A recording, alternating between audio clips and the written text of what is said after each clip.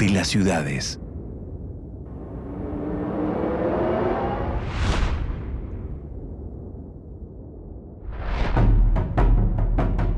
La selva nunca es silenciosa. Los sonidos son otros. El zumbido de las alas de un insecto, el chillido de un pájaro, el croar de un anfibio o el chasquido de ramas que delata el salto de los monos. Pero hubo un día en el que todos estos animales despertaron, escuchando otros sonidos. Primero el repique de machetes cada vez más próximo. Luego, un ronquido de motores sobre el río. El horizonte verde de la selva fue reemplazado por telones tejidos en tapicerías de Bruselas, los troncos gigantes de las acacias por columnas de mármol italiano, y el suelo oscuro y húmedo se cubrió de alfombras rojas.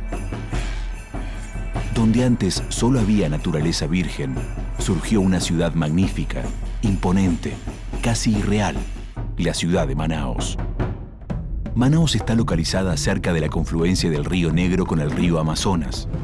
Esta ciudad, de casi 2 millones de habitantes, es hoy la capital del estado de Amazonas, el más extenso de todo Brasil. La región es descubierta por numerosas expediciones europeas, entre las que se destacan las comandadas por Francisco de Orellana y Gonzalo Pizarro. Que es una aventura increíble, ¿no? Yo tenía 23 años, muy joven, y yo tuve contactos que ningún otro español, ningún otro conquistador tuve en América, ¿no? Pero estas expediciones no tenían fines científicos. Su principal objetivo era encontrar el reino mítico de El Dorado, una ciudad que, según la leyenda, contaba con sus calles y edificios recubiertos de oro. Esta fantasía delirante que desnudaba la ambición de los conquistadores nunca apareció, y quienes buscaban riquezas solo encontraron terrenos inhóspitos, enfermedades y muerte.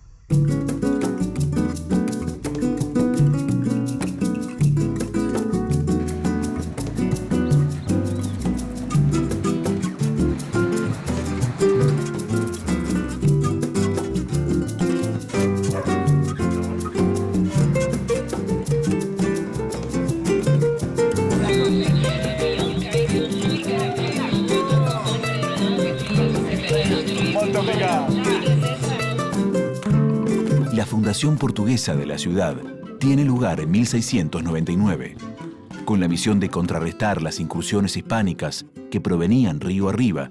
Se crea una pequeña fortaleza de piedra y barro llamada Fuerte de San José de la Barra del Río Negro.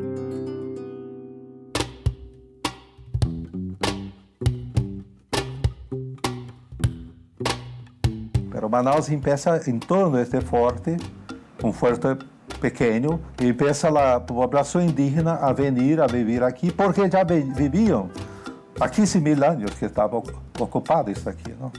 Es uno de los territorios más antiguos de ocupación humana en la Amazônia Occidental. Es donde está Manaus hoy.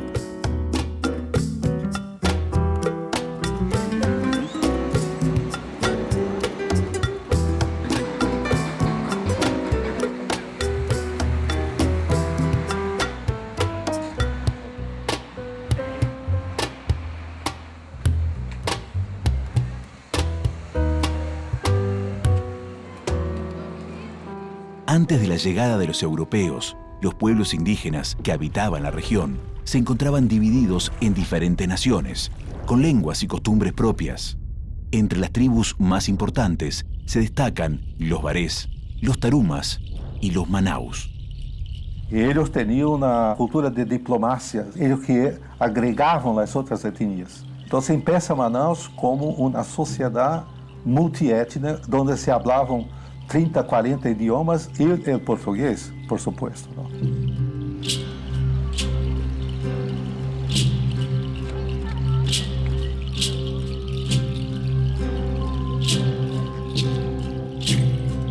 Soy de la etnia Baré, del Alto Río Negro, la región de frontera, nacida en la división de 3 países, Venezuela, Colombia y Brasil.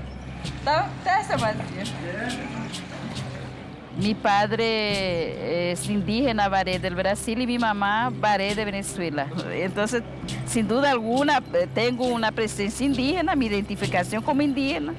Y suelen decir que mi identificación en cualquier ceremonial que sea, nacionales, locales, internacionales, siempre soy Celina Baré. No más nada, ¿no? Está legal. Nuestra organización social empezaba por las mujeres más viejas. Después de la mujer más anciana que existía son los chamanes. Entonces ellos que hacían la organización con la formación de los niños, de los jóvenes, todos los trabajos colectivos, no había la parte individual de ninguno trabajo, todos colectivos. Y aquí todos se reúnen justamente para arreglar la calle, arreglar el agua. No somos familia así, biológico y ni familia de etnia, pero siempre aquí, siempre nos estamos ayudando uno a otro. Fuimos los mayores artesanas, principalmente las mujeres, de hamacas. La mujer hacía la ropa de varios diseños, con varios colores, y la ropa dejaba un lado con una manga y un lado sin una manga. O sea, el seno de la mujer tenía que aparecer por el motivo que aquel seno era la parte sagrada de la creación del universo, que sería de los Baré.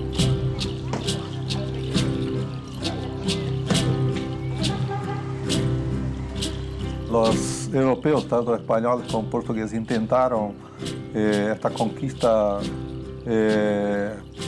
aplastando todas las poblaciones aquí, ¿no? Primero los Mundurucú, después los Mura y después los Manaú.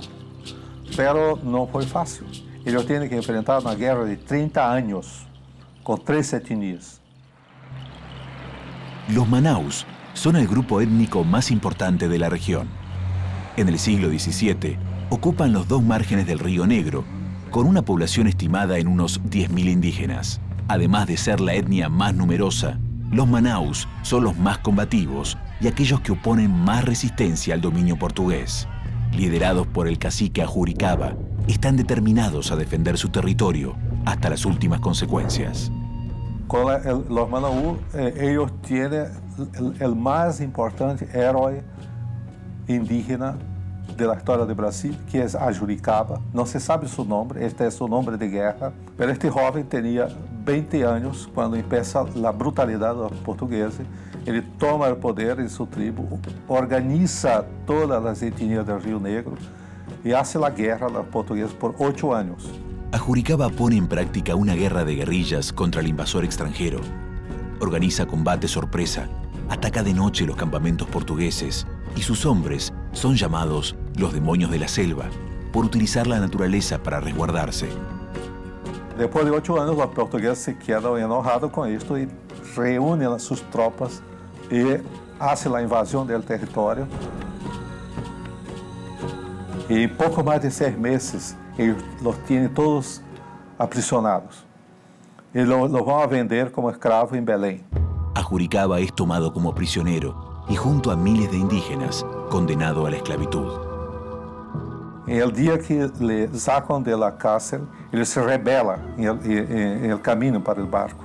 Y los soldados resisten y él se atira al río porque prefiere que morir a ser esclavo, ¿no?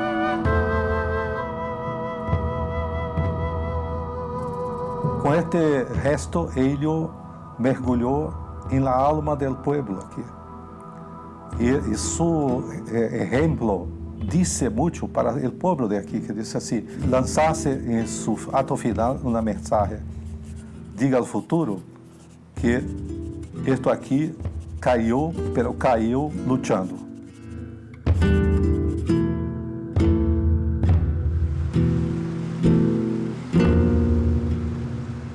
Ajuricaba prefirió la muerte a tener que someterse al dominio portugués.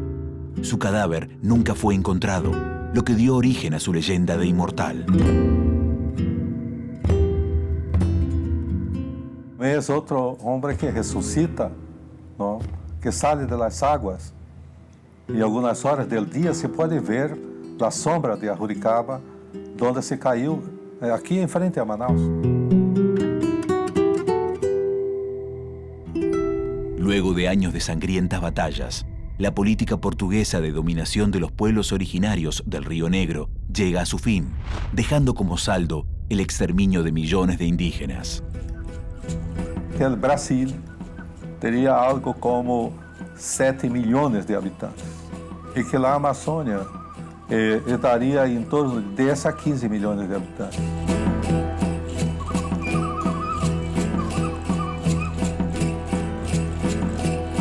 Bueno, em século XX, quando se hizo um censo da população indígena brasileira, tinha em todo o Brasil 350 mil. Hoje, com a luta por la preservação da cultura está crescendo e se calcula algo em torno de 900 a 1 milhão de indígenas em Brasil. Quase todo está aqui no Amazonas.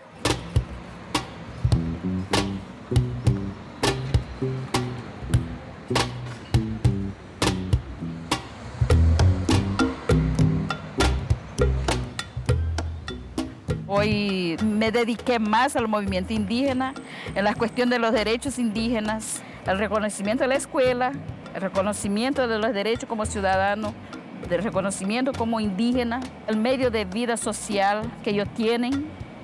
No es por ser indígena que ellos van haciendo parte de la capital, que es Manaus. Ellos no iban a dejar de ser indígenas. Entonces creo que ahí en donde entró diferente por ser diferente. ¿Cuál es la diferencia? La lengua materna, la cultura, religión, modo de vida, modo de convivio social, que es indígena específicamente.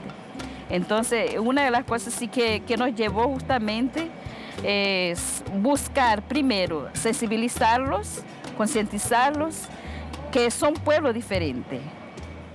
Y aquí, sin duda alguna, creo que lo importante de mi casa, que me siento feliz, que aquí es justamente que es mi selva.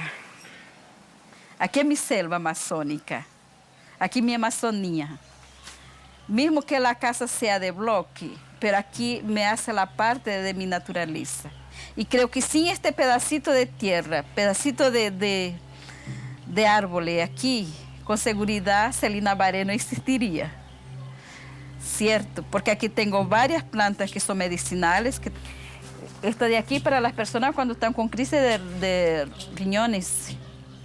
Y también sirve para cálculos renales. Hoy tenemos que trabajar con las dos medicinas, por motivo que la medicina tradicional, que son de los indígenas, hoy no tiene más la posibilidad que tenía antes. Hoy día tenemos varias enfermedades con varias bacterias, varios virus, y no conseguimos combater aquella bacteria con una simple plantica. La verdad, de repasar para sus hijos, para mantenerlo hasta otras generaciones, que es justamente lo que necesitamos. Porque si uno no lucha en estos conocimientos, de aquí más, no voy a decir 50, que sería mucho, pero unos 20 años ya es un riesgo para la perdición de todos estos conocimientos dejados por nuestros ancestrales. La matanza de los pueblos primitivos garantiza la dominación cultural y la hegemonía del tránsito fluvial en el río Amazonas, un camino de acceso a grandes riquezas. Hasta mediados del siglo XIX, Manaus cuenta con una escasa población y todavía sigue siendo un pequeño fuerte en el medio de la selva. El crecimiento de la región recién comenzaría a llegar a partir del establecimiento de la navegación comercial a vapor.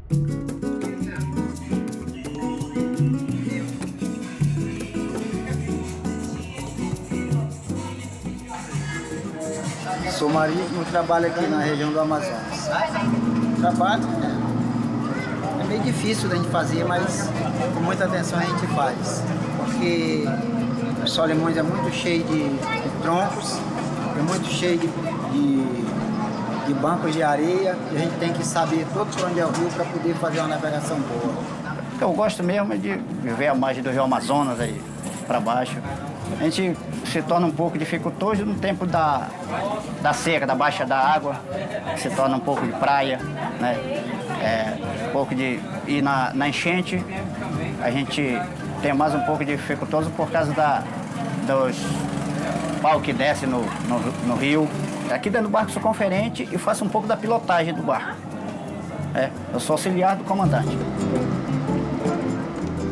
El primer viaje lo realiza el vapor Marajó, el 1 de enero de 1853. Esta embarcación une la pequeña villa de Manaos con Belém, en la desembocadura del río Amazonas en el Océano Atlántico, y significa la apertura al comercio internacional para toda la cuenca. Só o comandante, o dono é outro rapaz que anda. O dono sempre anda, agora na navegação quem fica mandando mais é o comandante. O que aconteceria no Amazonas se não tiver barcos? Tá difícil, muito difícil para o povo, porque todo o transporte aqui no Amazonas é barco. Quantos dias de viagem para lá? Daqui lá é um dia e meio. Bom trabalho. A rede aqui é muito importante para o amazonense, que só gosta de deitar em rede. Não gosta de cama muito não, que é quente. Tem muita cidade, município que a gente não pode ir de estrada, não pode ir de coisa, vai de barco. O barco é o meio de transporte aqui do nosso Amazonas.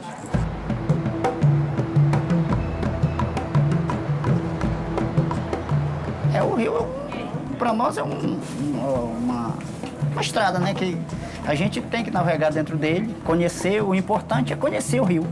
Esse rio é cheio de pororocas, não muitas, né?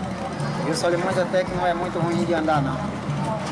Tem poucas pororocas, mas a gente trabalha com cuidado, graças a Deus nunca aconteceu desastre nenhum com a gente. Aqui no trecho que eu trabalho, nós só passa 24, 26 horas viajando só Manaus Quari.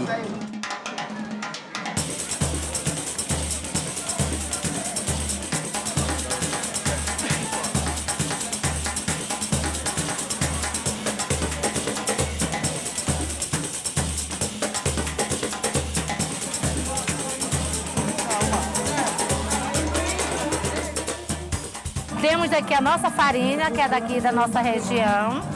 E aqui temos frango guisado com batata e cenoura.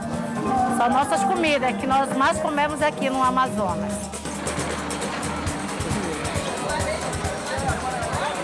Hoje está muito diferente do que era antes, né? Hoje ela está mais bonita, está assim, mais cheia de vida, porque antes era aquela coisa mais antiga. Hoje não. Hoje a gente já tem um porto melhor, um caso melhor. Para nós, né, que nós somos daqui. En la actualidad, Manaos es la capital administrativa y comercial del estado brasileño de Amazonas. Su enorme desarrollo e importancia para la zona se deben a su ubicación geográfica privilegiada y al intenso tráfico fluvial que le permiten mantener una comunicación marítima directa con los principales puertos del mundo.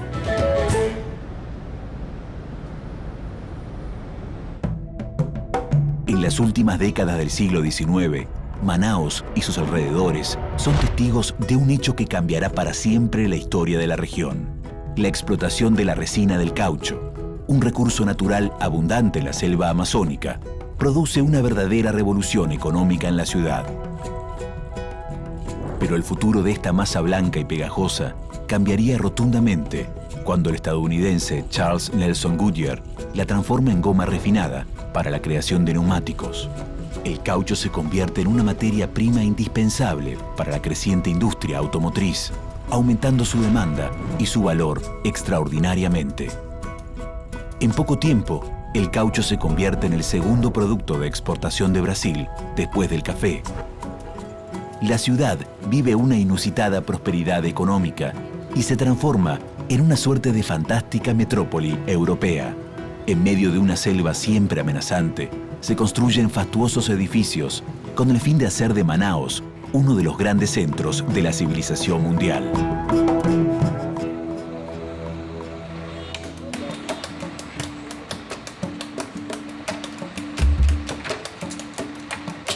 La ciudad de Manaus tiene una relación complicada con la selva. El fuerte se acabó, pero está en nuestra alma. El fuerte nos protege de la selva. Se cría aquí una sociedad que es una contrafacción de la cultura y de las costumbres europeos, que quiere ser europea, é que nadie sabe sobre a selva, não quer saber. Las oligarquías locales, blancas en su mayoría, ignoran las singularidades culturales del Amazonas y se lanzan a copiar modelos extranjeros. Comienza así un proceso de enorme crecimiento de la ciudad, con la mirada puesta en el continente europeo. No princípio do século passado, construíram os melhores prédios, que tem até hoje alguns, como Beneficente Portuguesa, como o Teatro Amazonas, Palácio Rio Negro e outras construções desse tipo. A gente vai vendo que as casas são todas um tipo de art nouveau e fazia com que a cidade fosse chamada a Paris dos Trópicos.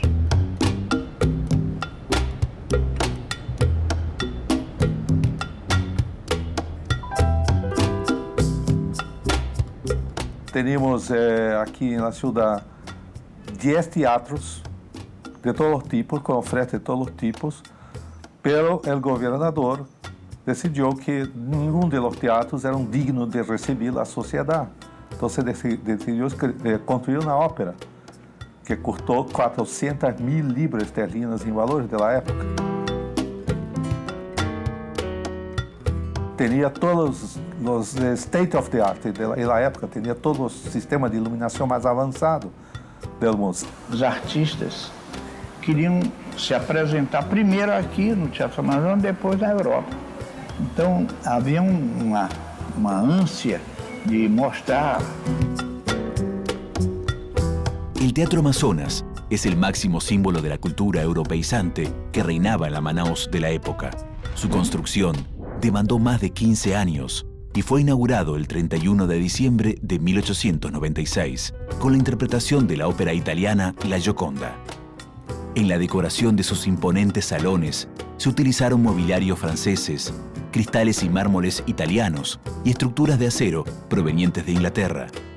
En el exterior, el edificio es rematado por una gran cúpula recubierta por 36.000 azulejos de cerámica, pintados de los colores de la bandera de Brasil.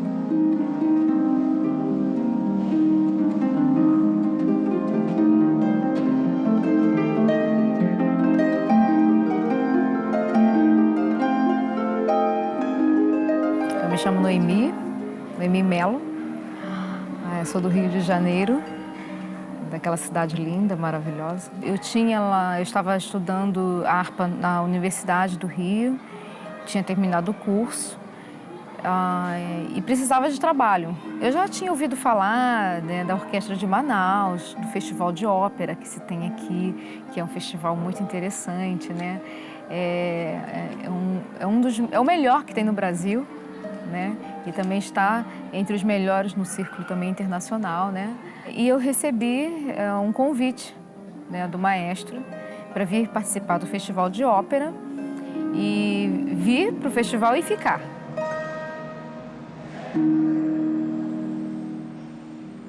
A cidade de Manaus, quando eu cheguei aqui, pensava que era uma cidade do Brasil, mas realmente parece, né, um outro país. O Amazonas parece um outro país, né? Não só por sua riqueza, né, de diversidades, né, da nossa floresta, né, e também da parte cultural do povo. Que é o famoso bar Escarola. Aqui no centro, à noite, tudo fecha e o único restaurante que fica aberto é a Escarola. Tudo aqui é diferente, né? As pessoas são diferentes, a raça é diferente, né? Com características indígenas, né? É claro que tem muita mistura no povo, né? Eu sou muito grata a Manaus, né? E então essa parte cultural é algo que está se desenvolvendo aqui e eu vi que era uma oportunidade na minha vida, né, de crescer, né? Crescer junto com a cidade.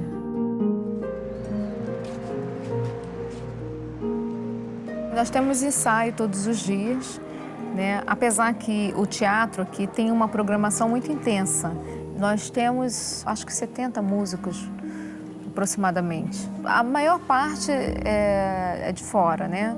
E temos também pessoas daqui da própria terra que estudou e que veio e agora já estão a nível de tocar na nossa orquestra. E nos dias quando eu venho caminhando para o teatro, para os ensaios, eu tenho muita satisfação em olhar para o céu, né, e ver o teatro como se estivesse entrando nas nuvens. E me dá uma sensação de satisfação muito grande, de agradecimento, sabe? Eu fico muito grata por poder trabalhar num teatro bonito, fazendo o que eu gosto, com colegas legais, com um maestro muito bom.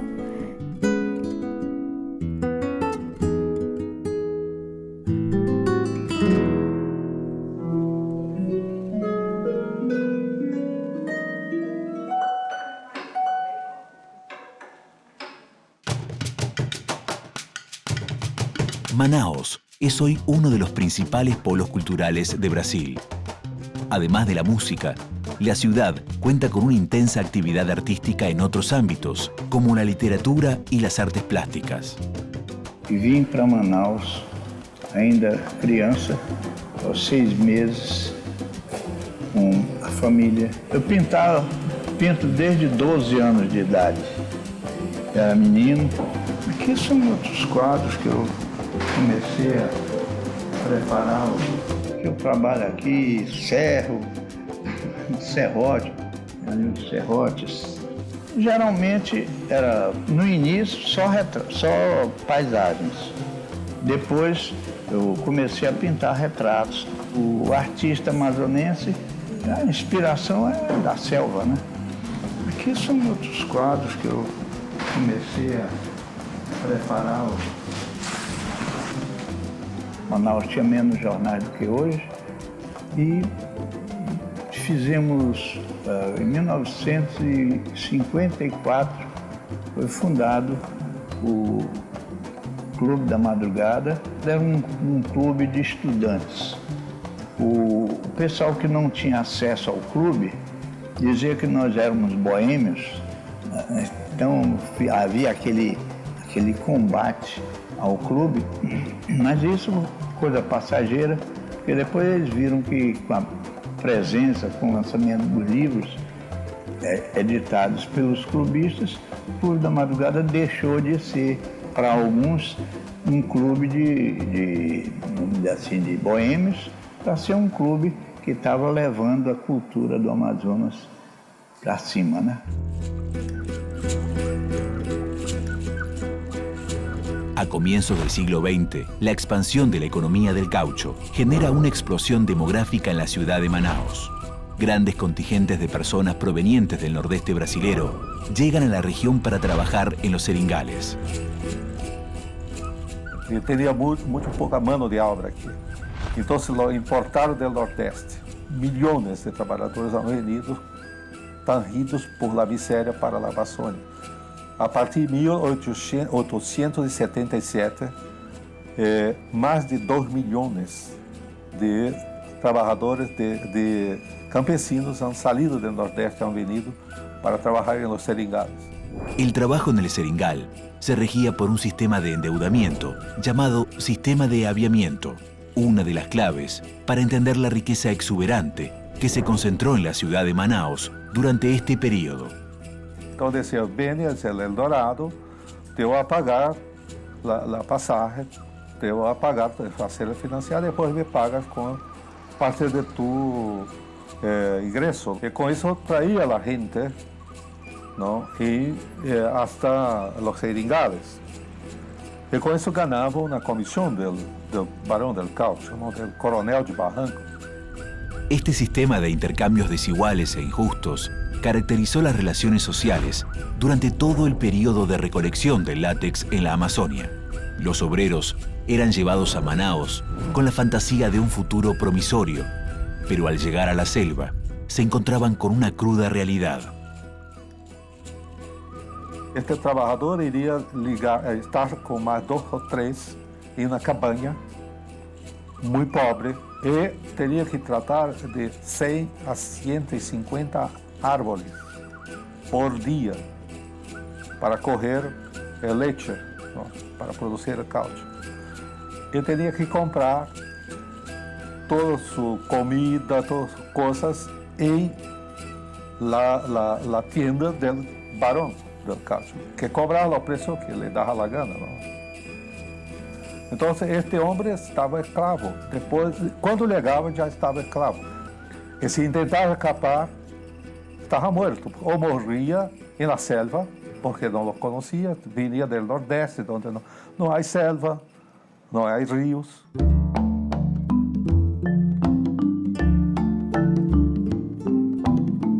Trabalhei 11 anos na borracha, cortando seringa de noite, 11 horas da noite até 2 horas da tarde, no outro dia.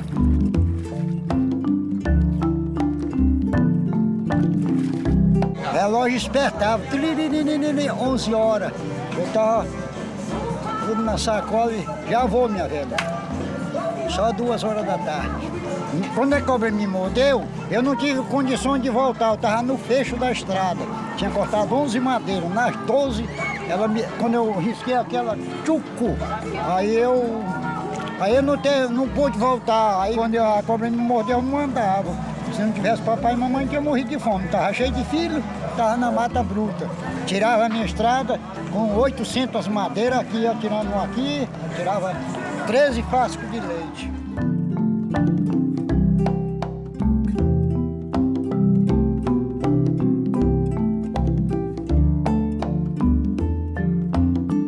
Mi padre fue también un trabajador de caucho.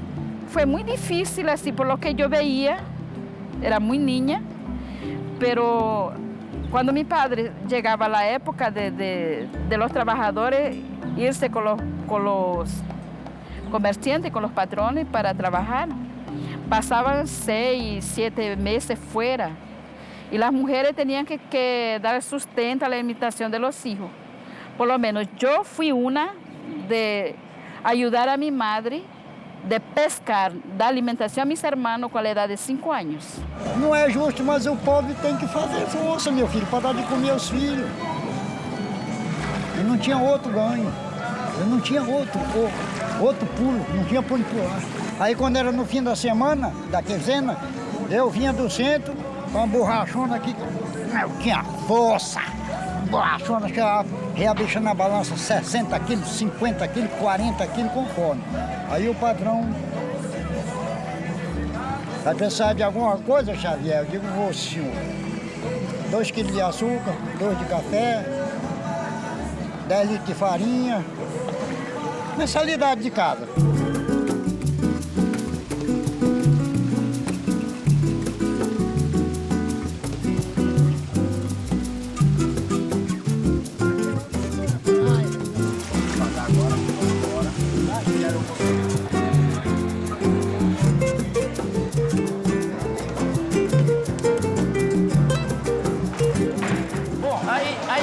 Vários problemas. Primeiramente na juta, porque naquela época passada, muita gente entrava naqueles igarapé que vinha mesmo gente do Ceará, que vinha no porão dos navios. Então eles se chamavam de arigó. Esses arigó iam para os filhos do rio, filhos dos igarapé. Aí lá dava muita doença que o macaco caía do galho do pau com febre. Porque toda a alimentação dependia do patrão. E eles nunca iam a sair, sempre escravo de seu patrão. Quem saía com proveito foram eles, porque eles veniam com todos os cauchos prontos, solamente para vender para outros, que em donde tinham os recursos. Mas aqueles verdadeiros trabalhadores, que são aqueles que vão buscar leite, carregar leite, passar hambre, depois fazer toda aquela forma de la pelota del caucho, esses de allí generalmente foram os mais sofredores, creio, da história. Trabalhei 11 anos e estou com o quê? 9 anos para os 10 que eu deixei de cortar porque não teve mais condições, que a cobra me mordeu, não tinha mais condições de andar na estrada. Fiquei paralítico dessa perna aqui, toda paralítica. Aí tem mais condições. Aí eu fui tratar de outro meio para viver. pescar. De cultura também eu não posso mais, que eu tenho um seringal grande no Juruá, mas é muito distante. Eu vim para cá, para Manaus, aí não tinha outro ganho aqui, nem emprego, não tinha carteira, não tinha nada, aí fui pescar. Que era o ramo que eu tinha, era a pescaria e a seringa.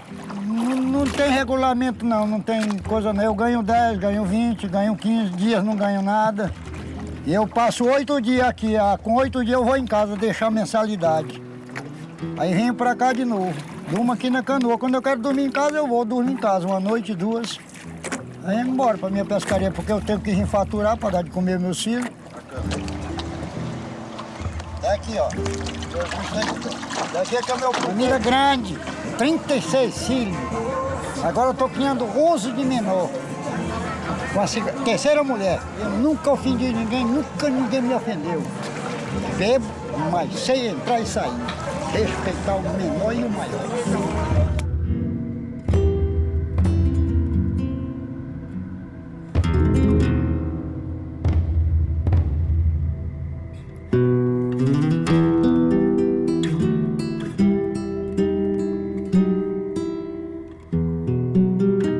A principios del siglo XX, el caucho ya era una materia prima imprescindible para las economías industrializadas. Su demanda no deja de crecer y Brasil continúa teniendo el monopolio mundial de su producción. El caucho fue fundamental para el desarrollo de la segunda revolución industrial. Entonces, estos países consumidores necesitaban encontrar una alternativa para ampliar la producción del caucho en el mundo. Y lo que hicieron los ingleses. Ellos hicieron aquí el mayor acto de biopirataria de la historia de la humanidad. Ellos robaron las sementes de seringueiras, 80.000. Llevaron secretamente, pasó por todas las aduanas y plantaron en Asia.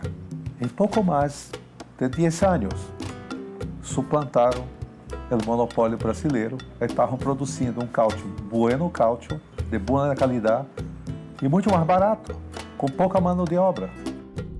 Una de las consecuencias de este proceso acelerado fue la pérdida de la hegemonía brasileña en la producción primaria del caucho vegetal.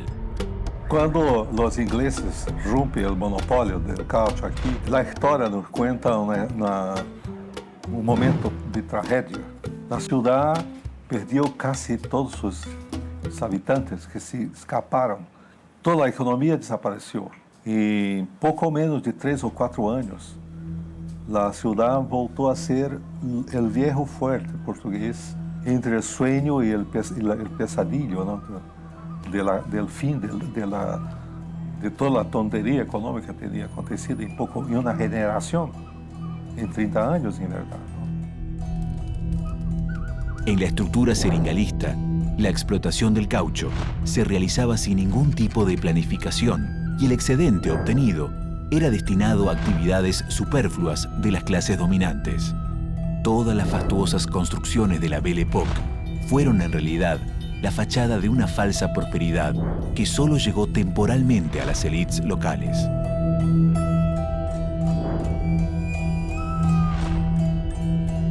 Todos los servicios se fueron terminando. Cuando yo era niño aquí, en los años 50, nosotros no teníamos electricidad. Una de las primeras ciudades de la América del Sur a tener electricidad, no teníamos más. Esta es la Manaus de mi infancia, la ciudad miserable, pobre.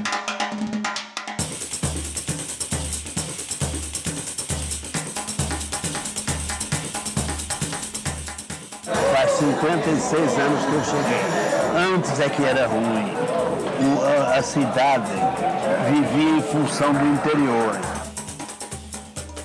O momento que eu me emocionei mais foi quando me deram um título de cidadão de Manaus.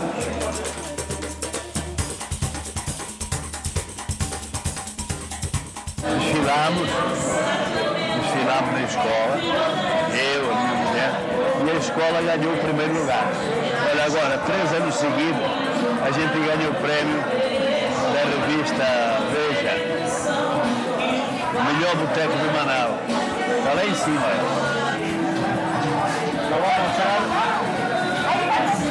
Eu vou ver que estava aqui de óculos. Não, ele está sentado aqui. Aquele ali, o Mário. seca está certa? Tá. Você trouxe cerveja? Eu já sumei, já tá certo.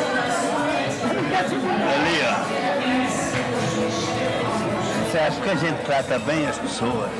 Porque a gente não vai nem lá, eles votam porque conhecem a gente, gostam da gente, a gente trata bem todo mundo. Vai estar aqui, ó. Mahesh. Mahesh. La força espiritual.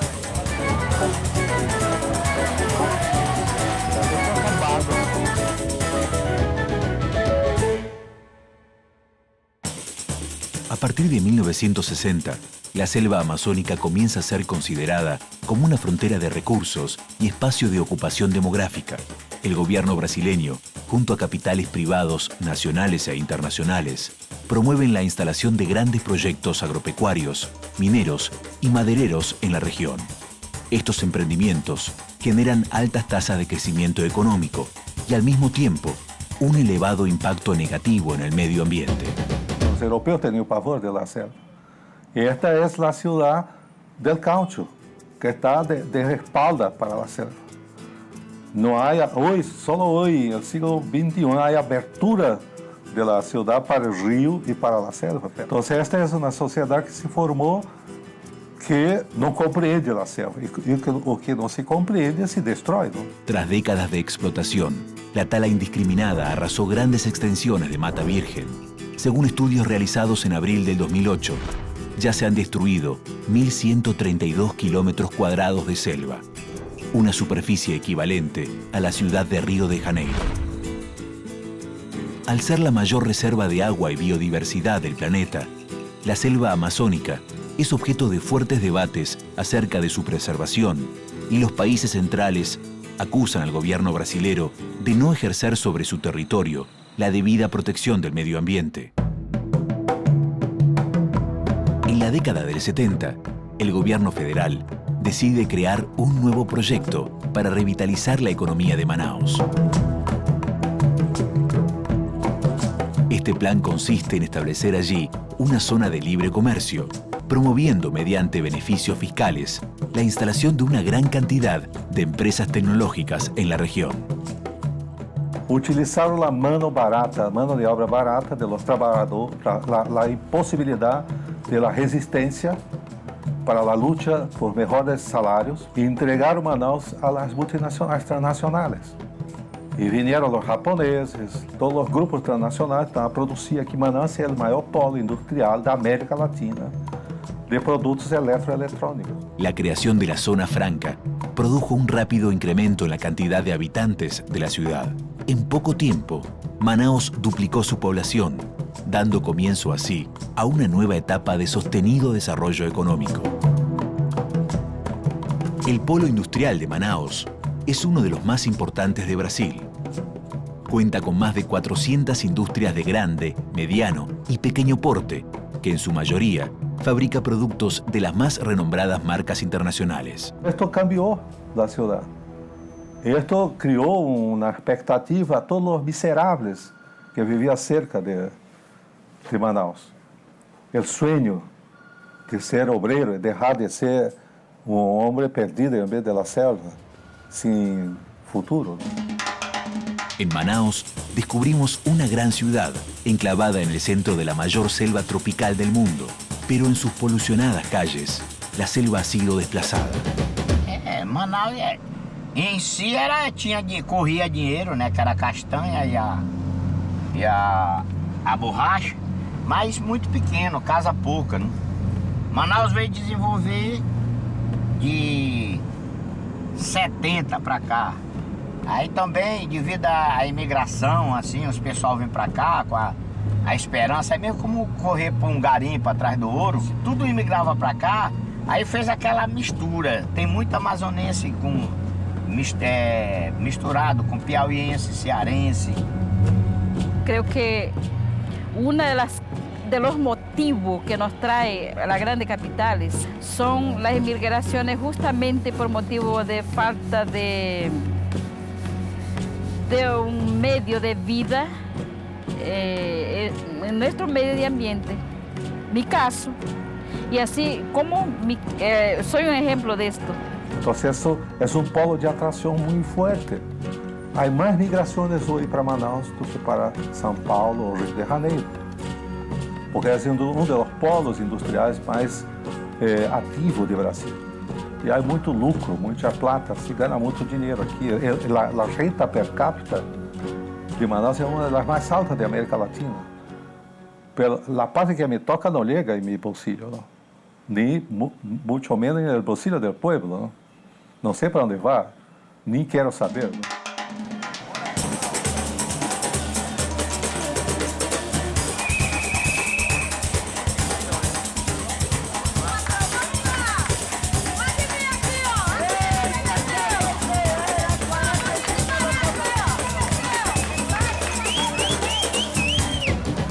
Cerca de 150 famílias chegam todos os dias aqui. E vêm de las áreas tão pobres que nunca tiveram nenhuma oportunidade. Nem escola, nada. Não sabem, não sabem ler, não sabem escrever, não têm profissão. Estavam no campo, já chegam dilacerados, ao contrário de los campesinos que chegaram aqui no século XIX, que tinham uma cultura sólida.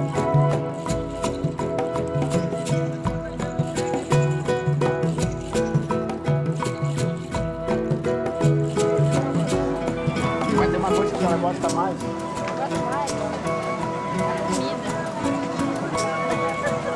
As manauaras. Nós montamos uma fábrica aqui em Manaus. Há 3 anos.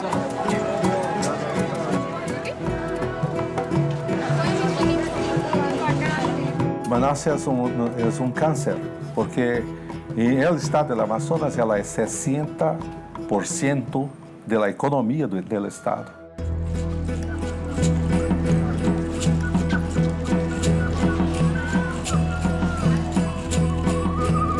Eu já estou aqui há 30 anos e eu tentei voltar para o sul e não consegui me adaptar. A região lá é muito diferente do convívio das pessoas, é muito diferente. Eu cheguei lá e me senti estranho, eu não consegui me adaptar mais.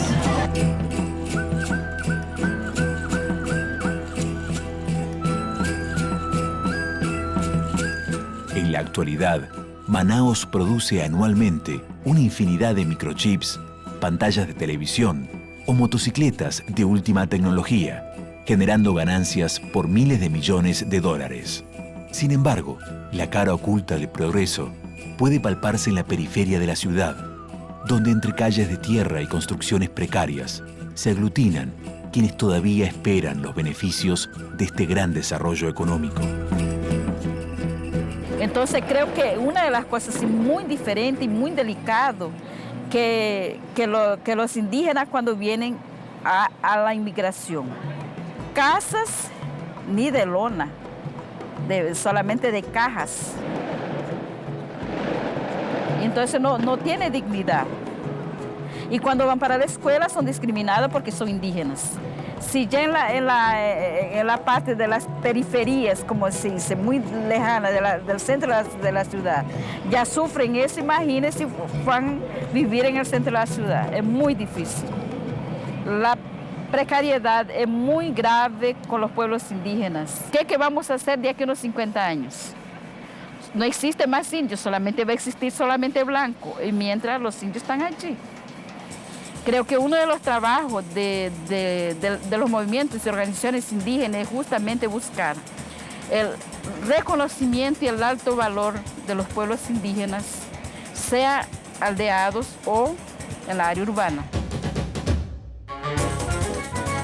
En la confluencia del Río Negro y el río Amazonas, un pequeño fuerte fundado a fines del siglo XVII se convirtió en una capital de casi 2 millones de habitantes. Arrasando sobre las comunidades originarias, se erigió una majestuosa ciudad, enclavada en el interior de la selva más extensa del planeta. Luego de décadas de oscuridad, hoy enfrenta el desafío de continuar con su crecimiento, superando las profundas desigualdades que vive su población, para que todos sus habitantes puedan imaginar y construir su futuro dentro de la ciudad de Manaus.